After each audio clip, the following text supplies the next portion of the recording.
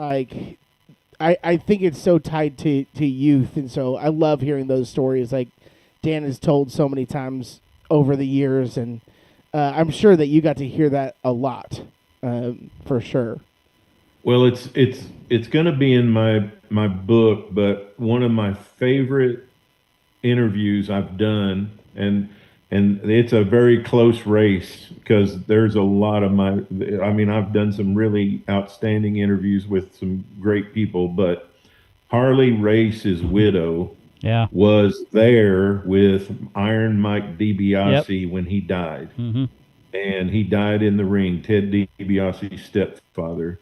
He had a heart attack, and Harley Race was the booker, and he had come in to be the booker. He had spent time in the Amarillo territory, and then he had gone out. And then when Dory Jr. won the NWA World Title, Dory Sr. wanted to travel with him, and so he needed somebody he could trust to book the territory. And he called Harley and asked Harley if he'd be interested in the job, and Harley said, "Well, I've never done this before, but no, I can't say no to this. This is a golden opportunity." And I think Harley got there in March of '69, Mm-hmm. and in July, Iron Mike died. And Yvonne told me that she rode in the ambulance with Iron Mike on the way to the hospital. Oh, wow. He had already passed, Yeah. but her description of that whole night is just so vivid. Mm. It's probably only going to be 3 or 4 lines in the book, but it's going to be really, really rich. Yeah, I bet it is. It's powerful stuff. You bet. I witnessed several matches with Harley early, with Terry in a Russian chain match, late '69, early '70. That technically blinded Harley Race, in the storyline anyway. You bet. Yeah. Yeah. I've done all kinds of work around that. Yeah. But I have a couple of Dory Funk Sr. stories of my. Really two. They're both involve him. So this was when we first started going to Amarillo, and we were in the middle of the matches, and it was getting towards the end of the night or whatever. And Dory Funk Sr. wrestled earlier in the night, and I think he wrestled Paxson. I don't even remember who it was. And this guy that was sitting behind us, he was a big Native American gentleman, probably 300 plus pounds, and he had his knee in my back, and my dad really got mad. And he said, and somehow they're going to go outside and fight. And I was scared to death. My dad was probably 185 pounds at the time. He was really strong, but this guy was 300 plus. And Sure. I was scared. And we were walking out the door, and Dory Funk Sr. came out of the dressing room, and he looked at me, and he saw the guy chasing my dad out the door, because I knew what was going to happen. My dad was going to turn around and hit him, and he walked out the door. And the guy kind of ran a little bit, and Dad started following him, and then Dory Funk Sr. came in right behind my dad, and the guy turned around and looked at my dad, saw Dory Funk Sr. stand behind him, and he took off running. He was done. Wow. Interesting. Yeah. And then that's where my dad and Dory Funk Sr. became friends. So that's Wow. my Dory Funk Sr. story for the most part. That's awesome, man. Yep. I love it. Thank you for sharing that with me. I need to put that in the book. Yep, please do. And then the other one I have is, and for years I've tried to find the story behind this, and maybe in your research maybe you already heard of it, but Dory Funk Jr. was defending the world title against Lord Al Hayes in Amarillo. This was the third meeting of the two. They both had, the first two matches had ended in a disputed draw. I mean, they were just disputed. Both fan favorites. Lord Al Hayes promises to break the spinning toe hold. So in the middle of the match, towards the end of the match, he puts Junior in a backside cradle.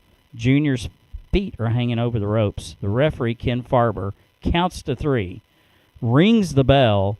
Senior gets up and grabs the referee, and somehow they got into a fight. Hayes and Junior gets into a fight. Sorry, Hayes and Senior got into a fight. Junior ends up pinning him, and then the referee reverses the decision. And it was they actually did an article in it in the Wrestler later on that year, which was completely fabricated. None of what they said was in the magazine was correct because I saw it firsthand. But I've tried to inquire with people that were in the building that night. I've reached out to Junior about it. I could never get an answer on what the storyline was there because it just kind of disappeared. Yeah. It was crazy. It was like, and you never saw matches like that in Amarillo. It had those disputed matches, especially when Junior was in the main event as the champion. Right. It was crazy. You know, it's one of the things I don't have an answer for you right now, but I've got so many programs I need to go through, and I need to go through and find the week after or 2 weeks after that match, and because a lot of times, you know, they would put stuff in about matches that happened the week before or 2 weeks before. But you know, it's one of the things I love about Amarillo, and the Tennessee territory is what I grew up on. Okay. And also as I've, you know, grown up into more adulthood or whatever, I mean, I've really studied Florida a lot, and you know, Florida has a strong connection to Amarillo. Absolutely. But they booked a lot alike in that you had baby faces and heels, but they booked baby faces against baby faces and heels against heels a lot. They didn't just stay with one side versus the other. They were really more interested in putting on strong matches, and I always liked that a lot. And I was just gonna say I enjoy that too. I think AEW does that a lot currently, and so that's an interesting approach when you get that. It's just you just get a good match. Doesn't really matter. I think, yeah, I agree with you. I think one of the reasons it doesn't go over as well now as it did then is because that's just the way it was then. Sure. Yeah.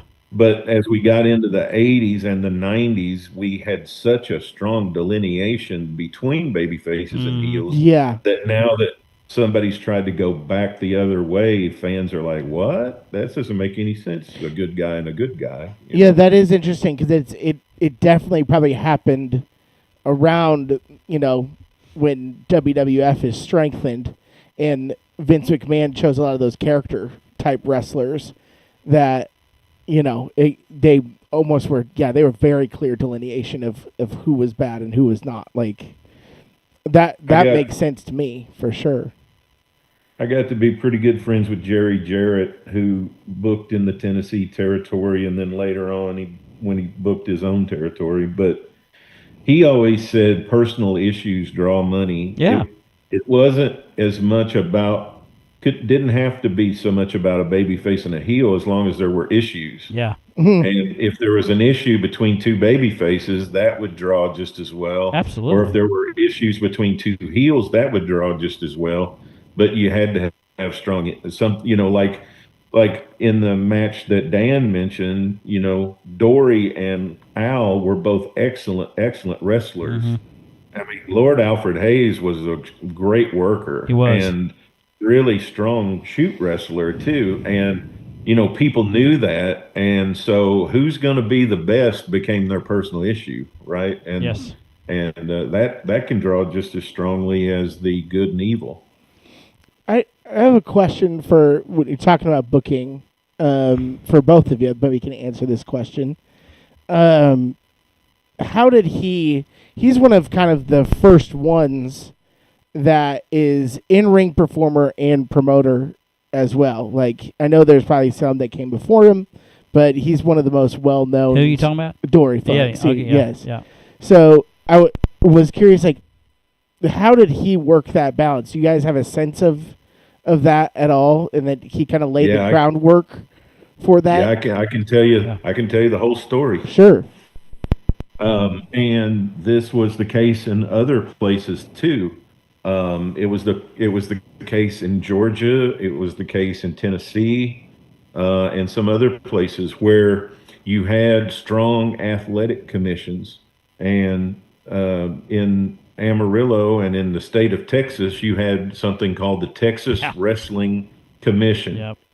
And it was against the Texas Wrestling Commission rules for a guy to be a promoter and a wrestler. And so Doc Sarpolis bought the territory from Dory Denton in 1955, and he was the promoter frontman, and he invited Dory Sr. to be in partnership with him, but they kept that under the radar because it was against the Texas Wrestling Commission rules. Well, by the time Doc Sarpolis died in 1967, that was kind of done away with. It wasn't.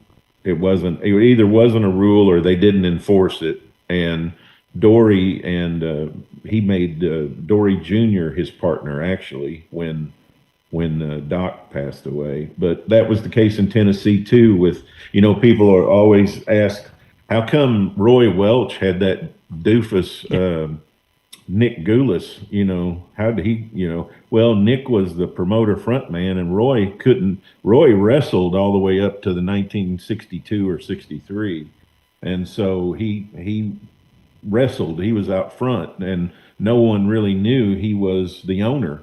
They thought Nick was the owner. And so after he quit wrestling in the ring, then they put Roy's name on it and it became Goulas Welch.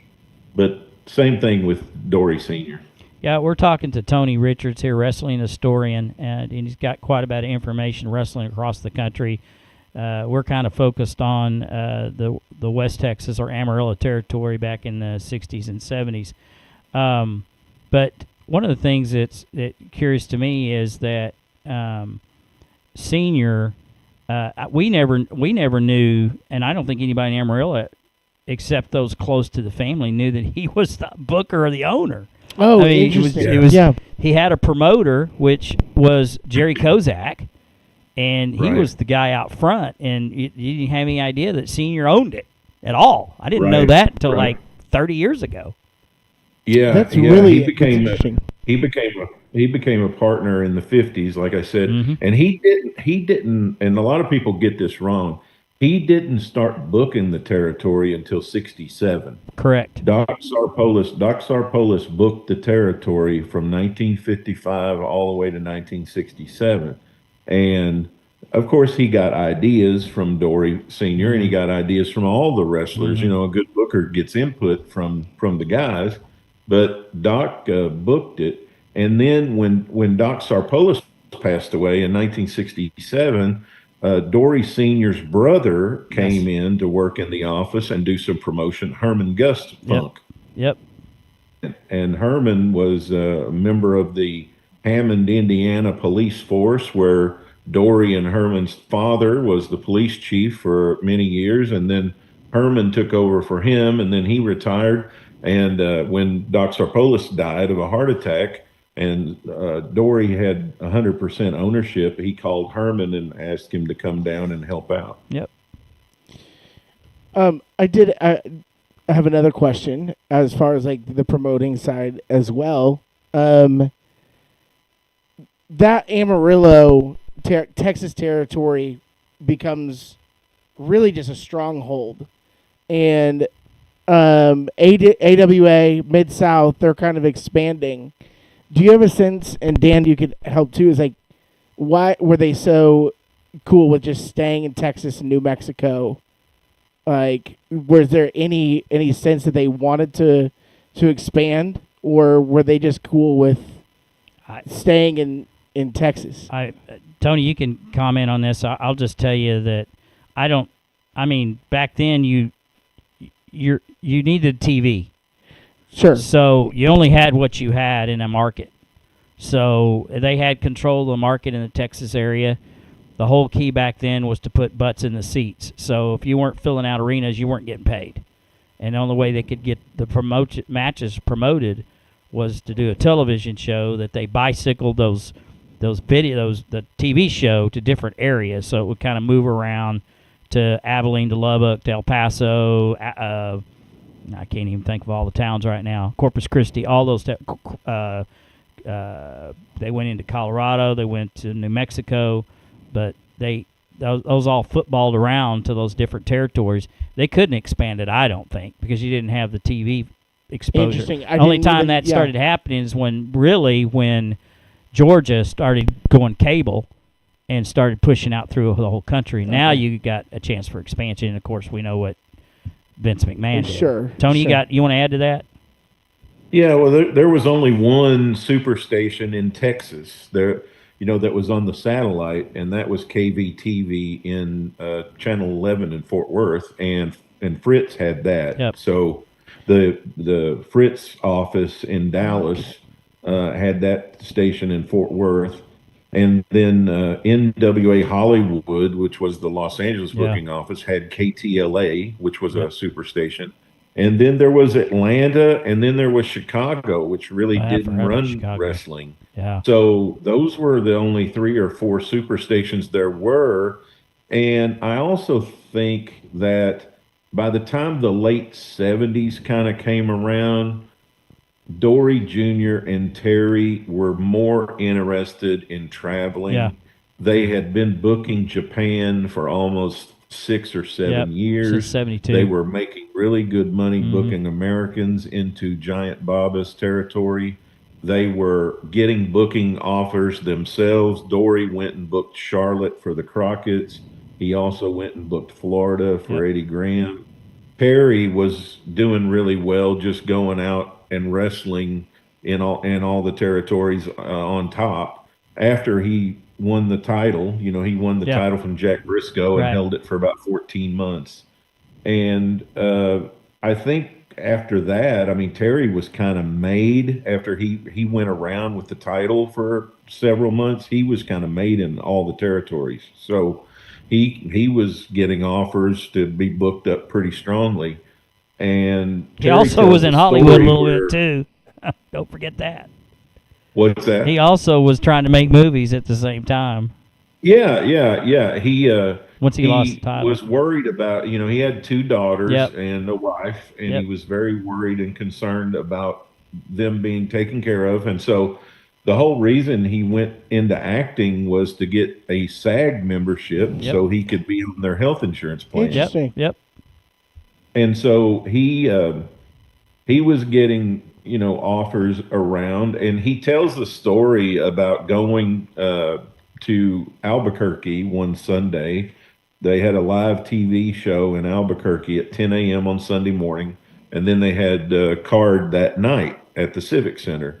So after the matches, wherever they were on Saturday night, they would either drive to Albuquerque or they would get up very early on Sunday morning. They usually wrestled in Hereford at the Bull Barn on Saturday night, and then they usually get up early on Sunday morning and take the highway to Albuquerque, and they'd stop in Tucumcari, New Mexico, and have breakfast.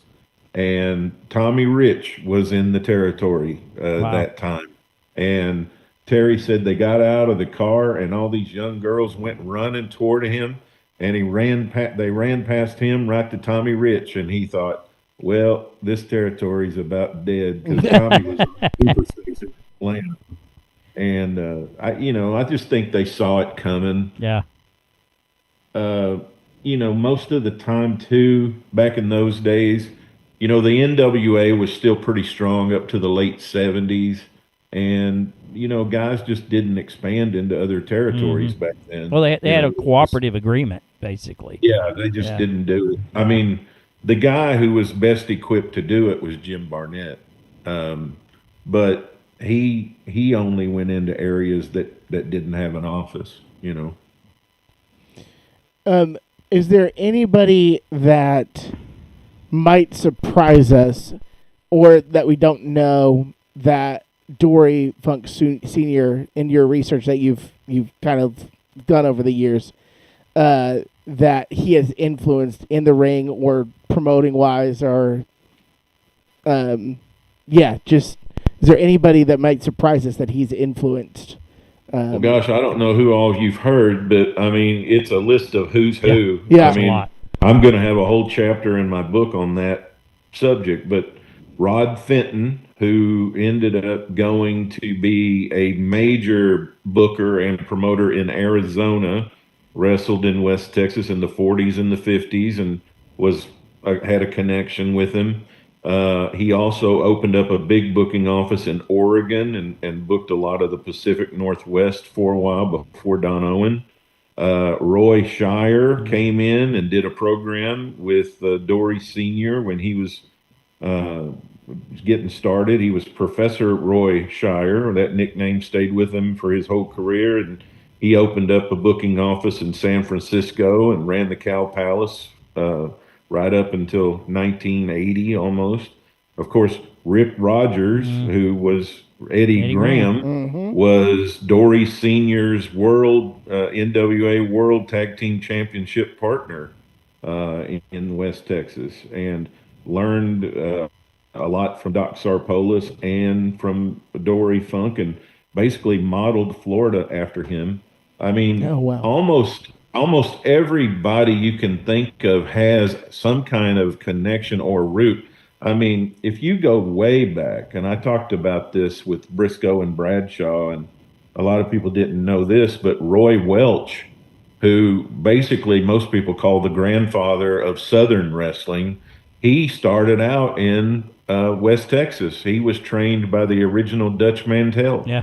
Who there are really five fathers of Amarillo wrestling. One is Cal Farley. Yeah. He basically started promotion in Amarillo for pro wrestling. Two is Dutch Mantel, the original Dutch Mantel. Not the one you're thinking. He was partners with Cal Farley and basically took over the promotion. Dory Denton of the Denton family from Idaho. There were 6 Denton brothers. One of them, Dean Denton, was a National Wrestling Association world champion. But Dory came in and basically bought booking rights in West Texas and really was the first guy to start what we know as the territory. Yeah. He eventually built it up to 18 cities. Wow. And he sold the booking rights of those 18 cities to the fourth godfather, Doc Sarpolis, and then the fifth would be Dory Funk Sr., who was partners with him until 67. And then he was the main man until 73 when he had his heart attack. Yeah. But everybody you can think of, from Roy Welch in Tennessee to Eddie Graham in Florida to Roy Shire in California to the Sheik in Detroit, kind of got started in West Texas. Yep. He came in 58. He had a big program with Dory Jr. in 61 where he burned him in the face. Yes. That was a hot angle. Yep. And they stayed close until the Sheik went out of business. You know, Dory and Terry used to go to Detroit and had worked for the Sheik quite a bit because they had a strong relationship. Just about everybody you can think of had some kind of connection to West Texas. It's quite interesting. One of the, I think, Dan and I's common gripes is when we watch these documentaries that are on A&E or whatever, the pure lack of recognition of the Funks. Like, they get lost in the shuffle in a lot of ways, but it seems like they are at the bedrock of influence within wrestling, even to today. Like, oh yeah, just how much, you know. Well, just about, like, I mean, probably 80 to 85% of what you would consider to be booking came from either Doc Sarpolis or Dory Funk Sr. I mean, almost 85%. You know, I mean, they didn't do what you would consider like an elimination chamber or something like that, but that's really kind of just a variation on an elimination match. Yeah. And they were the first ones to do that. Texas Tornado match, you know, where they've got 2 tag teams, they got wrestling each other, but it would be process elimination. So if you had a 6-man Texas Tornado, one team could get down to 1 wrestler wrestling 3. Sure. When you lost, you were out. Right. Yep. That was kind of the original elimination chamber match, right? And they do midget tag teams. They do midget matches. They do girls and midgets. They do heavyweights and midgets. They do girl tag team, Texas Tornado girl tag teams. You know, there was a there was a famous riot that took place. The police were really cracking down at the sports arena in Amarillo, and they told Sarpolis that he had to tell the wrestlers no more fighting outside the ring because Oh it yeah, was 'cause causing fans- too many riots Yeah. at the sports arena every week. And he didn't want to send his police officers out there because they were getting roughed up by the crowd. And I think it was in 59 or 60. I think it was in 59.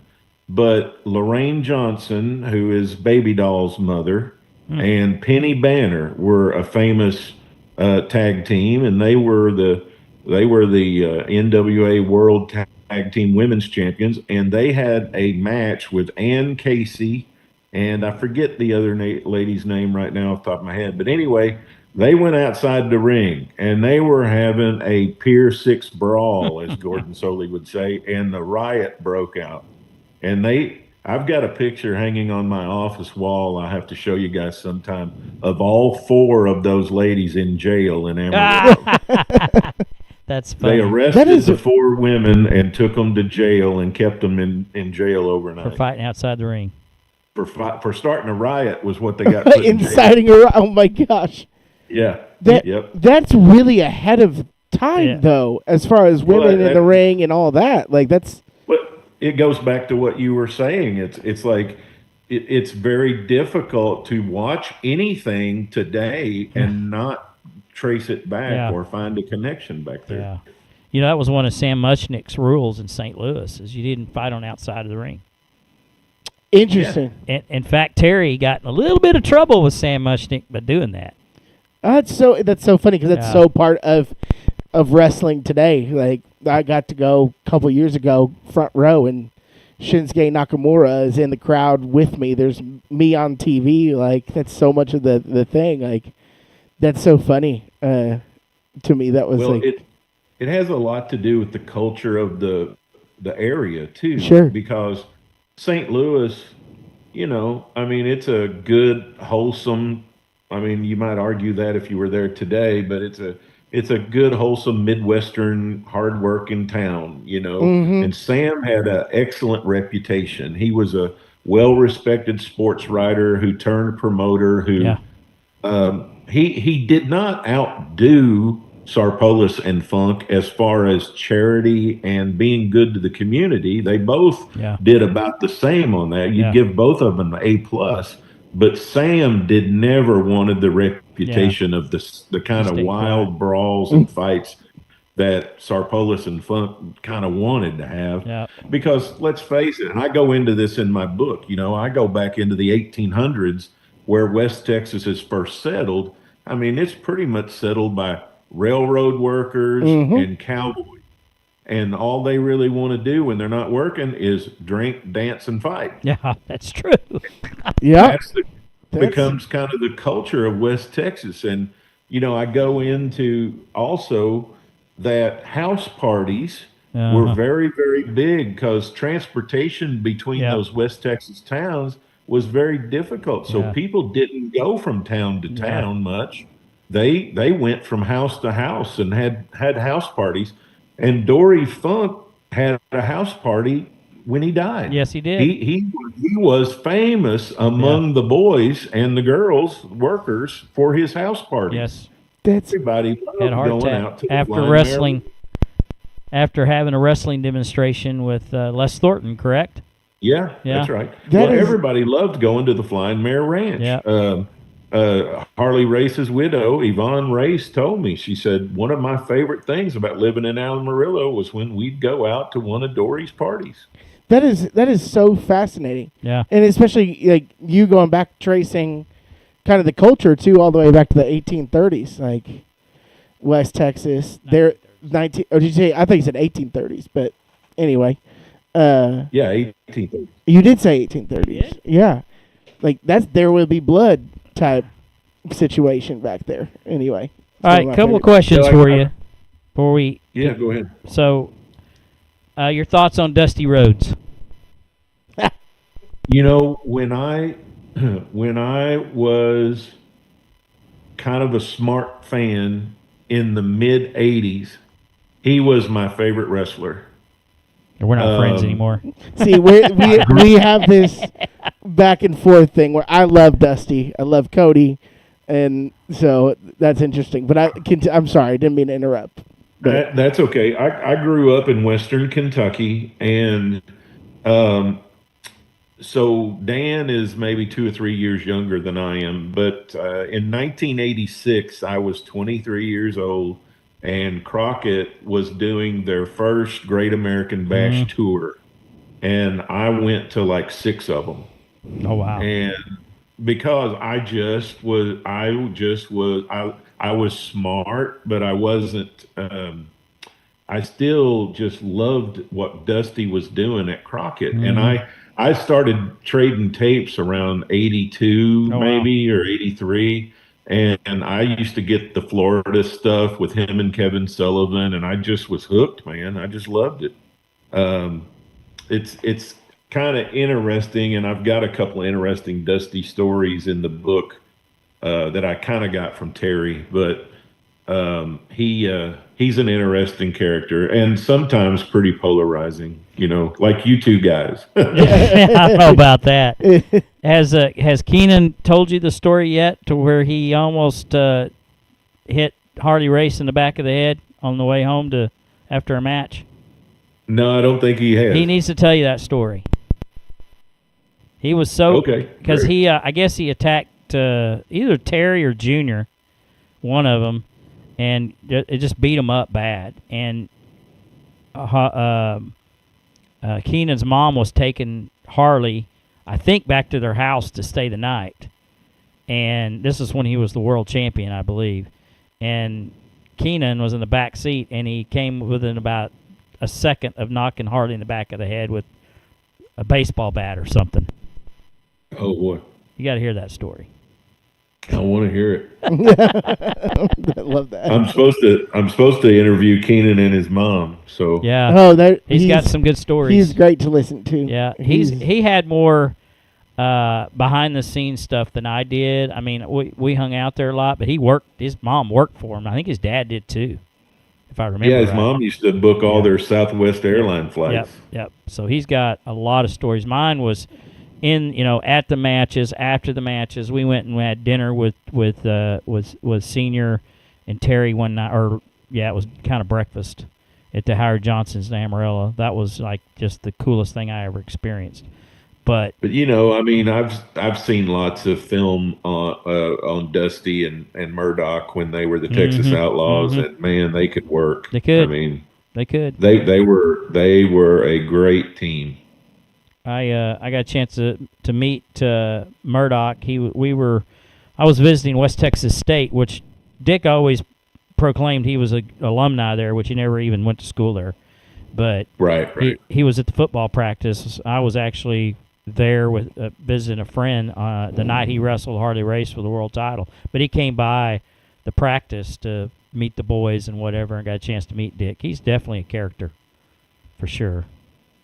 Well, I've seen a lot of those matches in Detroit with Dick the Bruiser and the Crusher and Dusty and Murdoch, and I watch them and I'm thinking, I bet Dick doesn't really like this all. I mean, Murdoch and Dusty are kind of showing them up, and Dick and Crusher are the deals, They're the homesteaded team, and here's Murdoch and Dusty just tagging in and out, and I'm thinking, boy, I bet Dick didn't keep them around very long. Yeah, that's funny.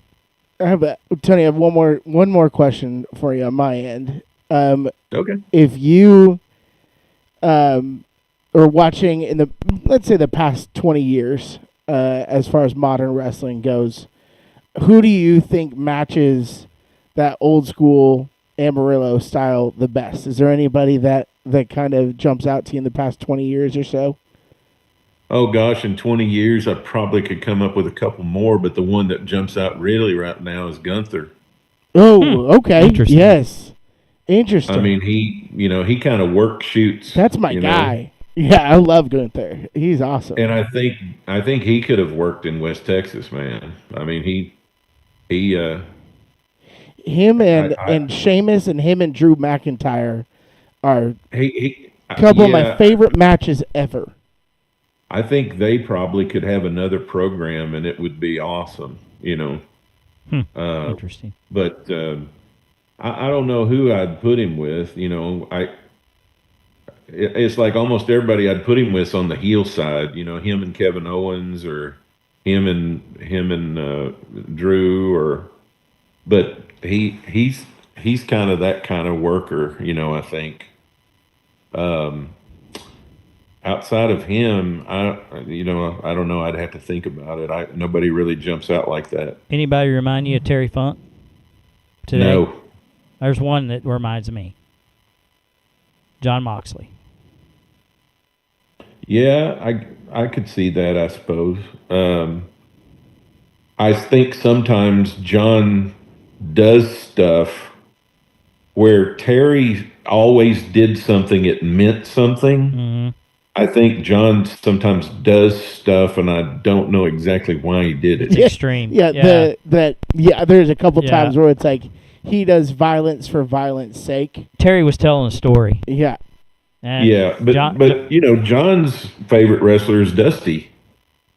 That's disappointing. I thought you might like hearing that. Yeah. I love it. I heard too many behind the scenes stories of Dusty, and I'm not a fan. But I mean, I understand. Yeah. Anytime somebody's the boss, there are going to be people that don't like you. Yeah. I mean, it's just that way. It's creativity. I mean, there probably hasn't been anybody, in the last, I don't know, 35 or what is it? When he start really booking the late? Well, I guess he was booking Florida for a minute in the 70s, but that 80s run with Crockett, some of the stuff he came, Great American Bash, Elimination Chamber, or War Games, I guess, is it? Elimination Chamber is what War Games we used to be, right? Well, War Games is War Games Yeah. now. That's just Survivor Series anymore. Okay, maybe that's it. But yeah, I mean, there's a reason why. Starcade. I mean, he was a genius. I went to the first War Games match. Oh, did you really? That's awesome. Yeah, in Atlanta in '87. That one's, I mean, he had so much influence, Dusty did, until he died. He was working at the NXT. NXT, like so many influence. I've talked to a couple of my historian buddies about doing a Crockett book, and I think we lost him. I've just I've put down some different things about how Jim Crockett Sr. could have done a better job if he would have just done a few things. And like Dusty could have done better if he had trusted somebody to book it under him, and he could have taken a break. I mean, by the time '88 rolls around, he's just burned out, Sure. And you can tell it in the booking. I mean, he had Cornette there. He had J.J. Dillon there. He had 2 or 3 guys that he could have trusted to turn it over. But that was one of Dusty's flaws. He was the only superstar, baby. Yeah. He didn't like anybody getting more over on the fans than him. That's for sure. No. And if you're one of the top 3 draws of the '70s, I guess you might feel that way too. Yeah, maybe. I mean, I love it. I love it. I mean, I don't know. I mean, I don't know. I don't really know how Andre felt. He's probably the top draw. He probably was, but he never was in a territory. I mean, I look at the draws in territories more than around. I mean, the traveling. Yeah. Well, you only got like 2 or 3 national guys. Yeah. Dusty, Andre. There weren't but just 3 or 4 guys. Whoever the NWA champion was, Junior and Briscoe, they went all over the world doing their thing. Yeah, right. So you only got 2 or 3 guys like that. Yeah. Well, tell us about the book you get with Dory Senior. Do we have a target on that? You got a name for it yet? Are you gonna tell us that, or is that? That's the life and times of Dory Funk Senior in the West Texas wrestling territory. That's awesome. I think it'll probably be next year before it comes out. I'm working through different publishing places right now, trying to pick somebody. and I'm trying to figure out which direction I want to go with that. But I'm in 1961 right now, as far as the book Oh, is wow. concerned. You got a little bit ways to go yet. So, um, I know where I'm going, and I know what the story is. It's just I want to do a good job telling it. That's so cool. Well, and that's I can't wait. Hopefully they do a movie on it. Well, a person or two's thrown that out. Yeah, but that'd be a good one. It's just been a kind of like what you just said. That ought to be a movie. Yeah. Well, I mean, with the success of Iron Claw, Yeah. I mean, you never know if that kind of got some traction. You know, so that's interesting, and they have a very compelling story. Yeah. So my friend, I kind of subscribe to my friend Scott Teal's philosophy. I'm kind of picky about the publisher because I don't want anybody changing my story. Yeah. Right. Yeah. And I'd be the same way. that would be hard on me too, because I know they're not going to make a 2-hour movie and tell this story. Yeah, absolutely. Kind of like with Fritz, they didn't tell a lot of the story. It Right. wasn't a bad movie, but they just wasn't didn't accurate. have time to tell it. It wasn't accurate. Right. I mean, I wasn't even. I mean, just the stuff that I know some of that wasn't accurate. The Sure. timeline was off. I mean, look, it was Hollywood. I get it, but it's like Elvis. I mean, if you saw the Elvis movie a few years ago. Oh yeah, I saw it. There was a lot of inaccuracies. This is a good movie, but there was a lot of inaccuracies. I can't tell you how many people from the generation before me, which was really the Elvis generation, the hip shaking Elvis, 70s, 60s. how many of 70s, those 70s. people told me they were disappointed? Yeah, it wasn't very accurate at times. I mean, it was a good portrayal at times, and I mean, I grew up on Elvis, so, and I researched. I hope I'm not disappointed with this Mildred Burke movie. Yeah, I'm I'm looking forward to it, but I don't know the history of that, so I probably won't know any different. Do you? I know, Tony, you're big into music. As we're kind of wrapping up here a little bit. Do you have who are your big music influences, or who did you love to play when you were working in that area? Oh gosh, I didn't tell you this before, but this will give you some idea. Like, I met the 3 guys who founded XM Radio. Oh, okay. And a friend of mine who is actually still he's a futurist, and he basically predicts the future for broadcasting and all these kind of things. And he had a party at the National Association of Broadcasters convention every year. And every year, for whatever reason, I guess he just liked me, but he invited me to this party. And there's all these, big time guys and this, that, and the other. And I'm just running a 30 station group or something. I really don't consider myself, like these dudes. Well, I ended up meeting these 3 guys, and we're sitting there, and after we have dinner, we're having some brandy and some cigars, and they're telling me about this idea they have about taking radio to satellite. And I'm like, well, hadn't that been done? Like, haven't people tried to do that before? They're like, well, not like this. We're going to do like 100 channels, and they're not going to have any commercials, and it's going to be more music genre focused.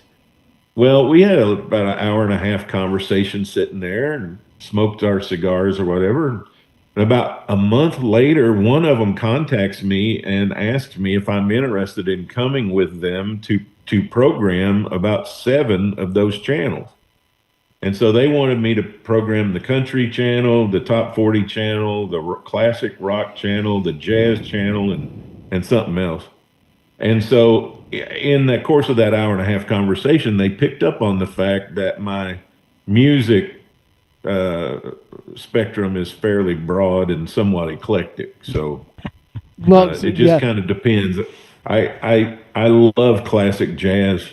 I love the music I grew up with, which would have been 60s and 70s and 80s, top 40, which now is more classic hits and classic rock. And my mother and father were big country music listeners in the 60s and 70s, so I kind of had an appetite for that a little bit. But I got out from the music programming part the last 10 years or so of my career because I was managing all of the operation. So I had some great guys that were really good at what they did, though. Yeah, I was gonna say I was just curious. I'm a huge Springsteen guy, so I was wondering. So I know he's just one of my favorites. I'm looking forward to that biopic in the next couple of years. Oh yeah, that was one of the best days of my life when they came out with that box set of Springsteen. Yes. I still listen to that. That's in one of my iTunes playlists. The live one that he did. Yeah. That one. My dad taught me there. I'm 36, so, but I'm probably one of the younger Springsteen fans still. And that one, my dad he's like, we're playing this like crazy. So that's funny. I love that. But so I was just curious. It's funny. In 1984, when he came out with the Born in the USA album, there was rioting in the streets almost. Like he's sold out. He's gone corporate, and then hit after hit after hit after hit, and I'm like, man, if you got it, you got it. You're not. It doesn't hurt you to branch out if you've got that kind of talent and that kind of brand. Love it. I love it. In your days in the music industry, did you ever hear of a DJ by the name of Casey Jones? I believe so. I grew up about an hour and a half from Nashville, and then I moved to Missouri and lived near St. Louis for the last several years. But I met just about everybody you can think of when I'd go to conferences and conventions. So, what's the deal with Casey? He's my uncle. Oh, cool. Yeah, I mean he would have been. He was all over the United States, but he was big in Texas. Probably listen. Pro wrestling and broadcasting got a lot of commonalities. That's interesting. Yep. Yeah, it's a fun, creative business, and you've got to have some ego, and you got to have some personality, and you can move around all over the country if you want to. Yep, that's the good part. Tony, it's been great having you on our show. We get closer to this book coming out. We definitely need to talk to you again if you'll come by and visit with us again. Hey, you guys just let me know. I'd be glad to be here anytime. Okay. All right, this is Tony Richards. You're living in Missouri now, is that correct? Right now I live in Columbia, Missouri. Where the Tigers are. Yep. But I'm probably going to relocate back to Kentucky later on this summer. Okay. My mom just turned 81, and I've been gone for 40 years, and I'm going to go back and try to make sure she can live at home as long as she can. Good for you. Mine will be 98 in June. Oh, my gosh. Yeah. That's amazing. And still living on her own. I'd hug her if she were around. That's great. What an accomplishment. That's a great life right there. She's actually been a guest on our show before. She has. I bet that was fun to listen to. I'm going to go find that show. Yeah, she's a huge Texas Rangers baseball fan, and when they won the World Series, it was the happiest day of her life, just about.